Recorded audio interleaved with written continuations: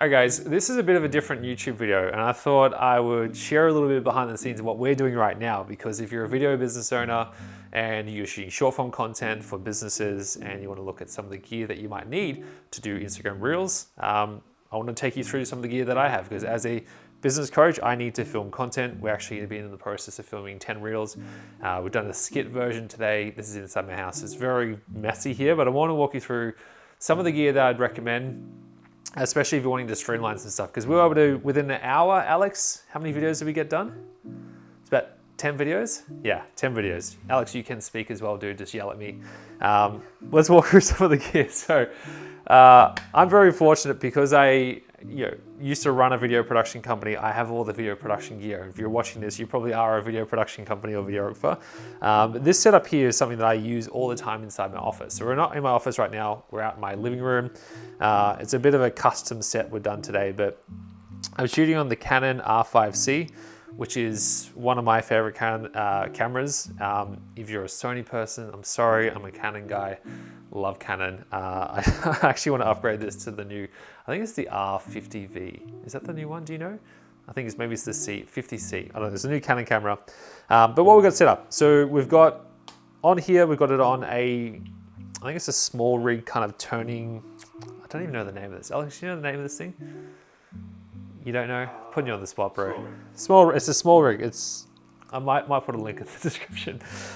This is great for short form. So I shoot all my footage in 4K. We shoot it in log, but we also have it on this swivel thing, so we can switch to a landscape if we need to. Especially when I have this set up in my office, I have a clean setup that I can switch to a short form content. This makes it easier for me.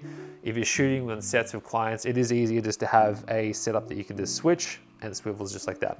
I've got a monitor here. This is so I can see myself just for framing. Obviously, got Alex is doing the framing as well. On the front, I have an ND filter, and I also have a mist filter. Totally probably overkill to have the mist filter, but for my content, what I like to have as a style is a bit of a cinematic vibe. But this is pretty simple, right? So that's the actual video setup. In terms of when we're filming the videos, because we've done a skit kind of video where it's kind of like me being the therapist to the mentee. If you go on my Instagram, you might be able to see some of these videos.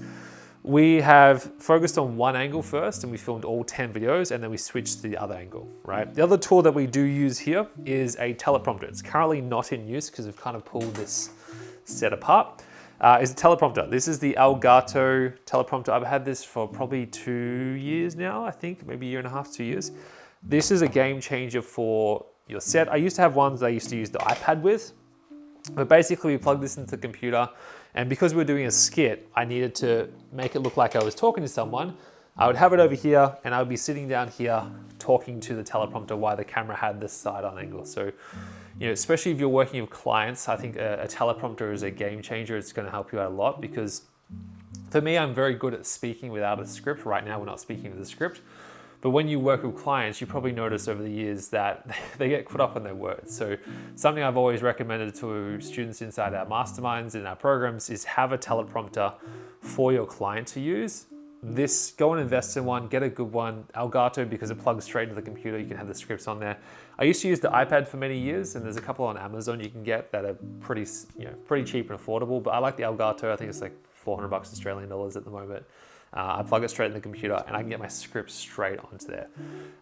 It makes it so much easier. And also sometimes with a client, if you want to try this kind of side angle kind of point of view, it is better for them to not be looking at the camera, because for me, I'm not scared of being in front of the camera, but if you're working with clients, they may. So sometimes having this kind of side angle shot works really well, and you can have the teleprompter over there. So it's like they're reading a script, but they're talking to someone, and then the angle makes sense for that side angle. So that's in terms of the gears we have there. The lighting that I'm using, I've actually had this for a few years now. It's just a simple softbox.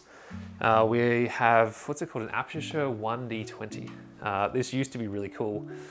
I mean, it still works. I do want a better light than this. It's a great light. It works for us right now. But that's a bit of behind the scenes kind of stuff that we have. We have the Fuji camera. Love this. I am a Fuji guy.